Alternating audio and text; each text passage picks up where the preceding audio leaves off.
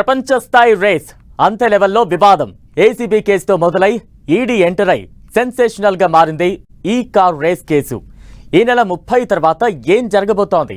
ఇప్పుడు ఇదే తెలంగాణ గట్టు మీద ఇంట్రెస్టింగ్ టాపిక్ గా మారింది. ఫార్ములా కార్ రేస్ కేసులో కేటీఆర్ పాత్రపై దర్యాప్తు సంస్థలు ఏం తేల్చబోతున్నాయనే ఉత్కంఠ రేపుతోంది. ఆరోపణలు ఎదుర్కొంటున్న ఓ అధికారి అప్రూవర్ గా మారిపోయారన్న టాక్ వినిపిస్తోంది. ఇక కేటీఆర్ రౌండప్ అయినట్లేనన్న చర్చ జరుగుతోంది. ఈ కార్ రేస్ కేసులో నెక్స్ట్ ఏం జరగబోతోంది? ఆయనకు నోటీసులు ఇచ్చి ప్రశ్నిస్తారా? అరెస్టులు ఉండబోతున్నాయా?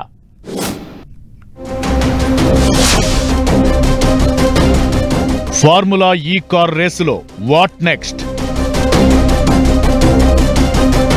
కేటీఆర్ కు నోటీసులిచ్చి విచారిస్తారా?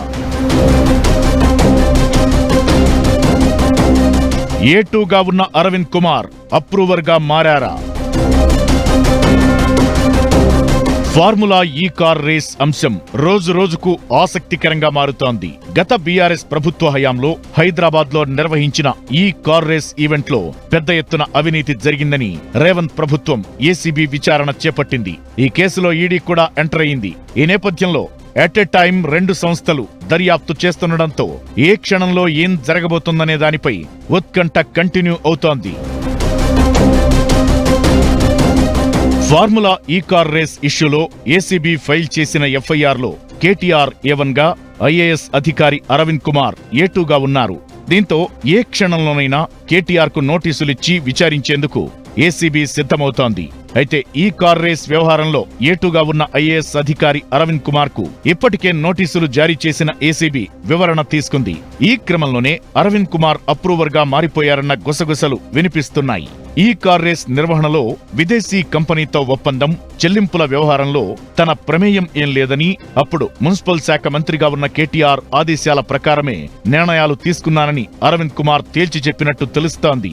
ఇందుకు అనుగుణంగానే ఈ కార్ రేస్ కేసులో ఏసీబీ కేటీఆర్ పేరును A1 గా చేర్చిందని అంటున్నారు.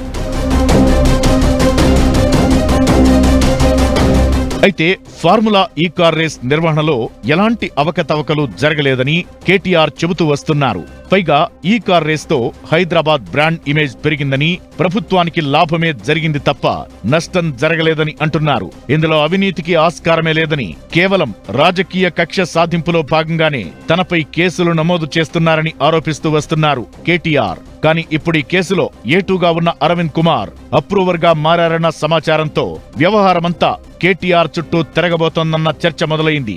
ఫార్ములా ఈ కార్ రేస్ అంశంలో ఏ నిర్ణయం తీసుకున్నా, ఏం జరిగినా అంతా కేటీఆర్ ఆదేశాలతోనే చేశామని అరవింద్ కుమార్ చెప్పడంతో వచ్చు ఇప్పుడు కేటీఆర్ మెడకు బిగుస్తోందని అంటున్నారు. అరవింద్ కుమార్ అప్రూవర్ గా మారారన్న టాక్తో కేటీఆర్ కూడా ఆందోళన వ్యక్తం చేస్తున్నట్టు తెలుస్తోంది. కాంగ్రెస్ సర్కార్ కూడా కేటీఆర్ఏ టార్గెట్ కావడం, అందుకనుగుణంగానే అరవింద్ కుమార్ అప్రూవర్ గా మారడంతో ఇప్పుడేం జరగబోతోందన్న ఉత్కంఠకు దారి తీస్తోంది. ఫార్ములా ఈ రేస్ కేసులో కీలక పరిణామం చోటు చేసుకుంది. ఫిర్యాదుదారుడు దానకిషోర్ ను 7 గంటల పాటు వివరాలు అడిగి తెలుసుకుని ఏసీబీ అధికారులు స్టేట్మెంట్ నమోదు చేసుకున్నారు.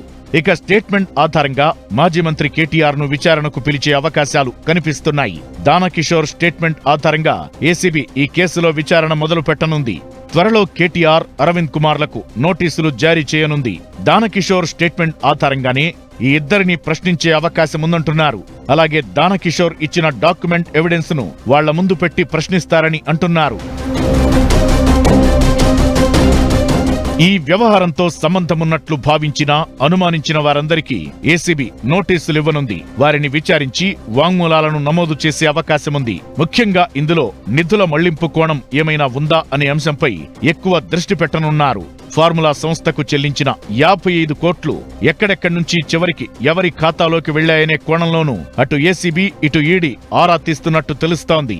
అధికార దుర్వినియోగం ఓవైపు, నిధుల దారి మళ్లింపు అంటూ ఇంకోవైపు కేటీఆర్ ను పూర్తిగా కార్నర్ చేసే ప్రయత్నం జరుగుతోందన్న టాక్ వినిపిస్తోంది.